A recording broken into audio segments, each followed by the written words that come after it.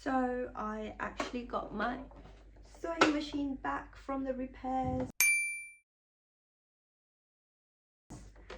and it was costly. So I had a general idea of how much it was going to cost, but it was a little bit more than I anticipated.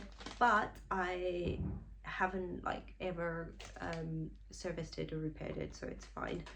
So just a breakdown of the cost. The needle was probably the most, but the needle plate needed to be changed. Apparently the water belt was completely smoothed out, so that and the pulley needed to be changed as well. And he also did a general service, which was oil and clean and assembling the parts together again, and just having a general check in the whole machine as well. And oh yeah, in total it cost me £180, 50 pence.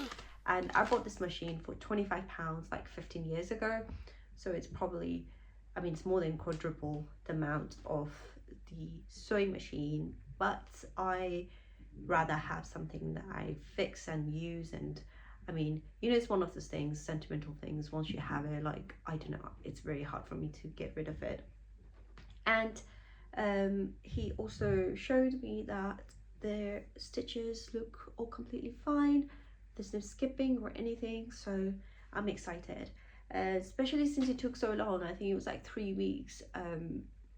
To be fair, one of the week I was away, but I am now excited to crack on with some of the projects for the summer.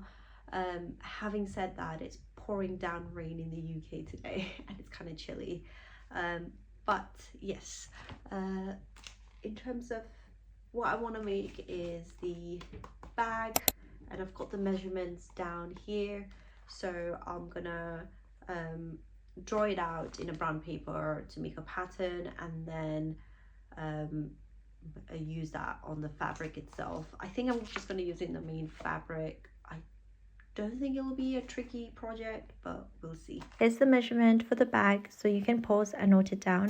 Obviously you can adjust this depending on how big or small you want yours to be. First thing I did was cut the inner fabric. I used a soft creamy cotton blend for this, nothing fancy, just something with a bit of structure that would feel nice on the inside of the bag. But before I cut anything, I ironed the fabric first. This is actually really important and it's easy to skip, but if your fabric is wrinkled when you cut it, your measurements are going to be slightly off and that will cause you problems later. So iron it flat, then cut. I traced the pattern onto the fabric and cut it out. Then for the second inner piece, I cut the same pattern again, but if you have a fabric with a right and wrong side, then you need to mirror it. So just flip your pattern over before you trace it. Then it was time for the main fabric. This is the fringe fabric. That's the whole reason I wanted to make this bag in the first place. When I placed the pattern down, I made sure that the fringe part was sitting at the bottom edge. This is the front piece of the bag. Now for the second piece, the back, I didn't have quite enough fabric to cut it all in one go. So what I did was cut the main body with the fringe at the bottom, and then for the handles, I cut some separate pieces from the remaining fabric and planned to sew it together. So I cut all the fabric, and this is what the front piece is going to kind of look like. And then this is the back piece. So I had to sort of Frankenstein the fabric or cut them into parts because I didn't have enough fabric to just cut the pattern in one go. I could have matched the fabric pattern, but I feel like the pattern's busy enough that it's not too bad. And also the way the bag is going to be held, like you basically put this through this hole. I'm not demonstrating this well. I think it will hide that seam. So yeah, so I've got two fabrics for the outer fabrics or the main fabric, and then I've got two fabrics for the inner lining, which is this again, this soft cotton blend. I'll be sewing later tonight or tomorrow because I'm going shopping with my mum and my sister, and I think it won't take that long. I feel like it'd probably be like half an hour or like an hour's job, but I always say that about all projects and then it becomes like multiple days. But I think it should be straightforward. I'll see how I feel tomorrow when I start sewing. Because I had a lot of leftover fabric with fringe along the edges, I decided to cut them into strips and sew them along the bottom of the bag for a bit of extra texture. If you want to do this, just be careful not to layer too many pieces on top of each other. You don't want it to get too bulky and difficult to sew through. Next, I lined up the inner fabric with the main fabric with both pieces facing each other on the outside so the right sides are together. Then I sewed them together around the inner edges. Once this was done, I cut notches into the curved parts. This helps the curves lie smooth and flat when you turn everything out. Then I flipped the fabric so the outside is facing out and I added some pins and clips before ironing to help hold the shape. I don't think you need to do the pins and clips, to be honest. But you need to repeat this whole process on the second piece. Then sew the handles together so both pieces of the handle becomes one. Next, mark your notches near the handles. These little marks are going to be your guide for the sandwich method.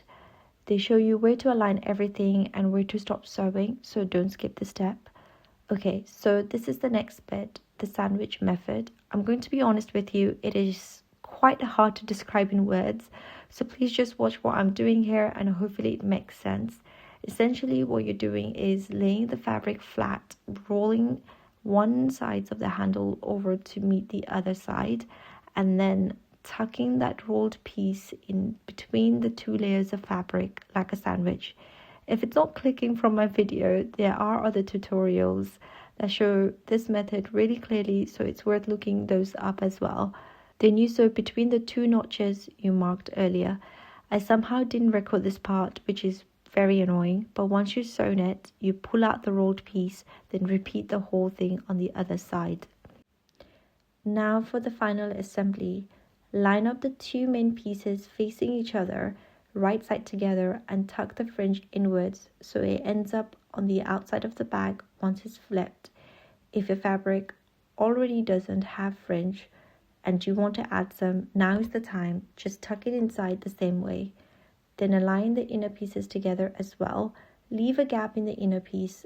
Don't sew it completely shut because you need that opening to pull the whole bag through to the right side. Then sew all the way around the bag. So now just for final touches, cut into the curves again, same as before to help everything sit smoothly. Then flip the bag through that gap you left in the inner piece. Once it's fully turned, hand sew that opening close. It doesn't need to be perfect because it ends up tucked inside the bag where no one can see it. Give the whole thing a good iron, and honestly, that's it, it's done. I'm really pleased with how this bag turned out, and I've now got a matching set to my top. And can you believe this bag and this top, this tablecloth I made this both out of was less than £1. And I found some upholstery trim in the charity shop last week, so I'm thinking of making more of these bags like this one. Look how pretty this is, and I feel like this will go really well with this fabric. Something like this. I've also got this one with this fabric.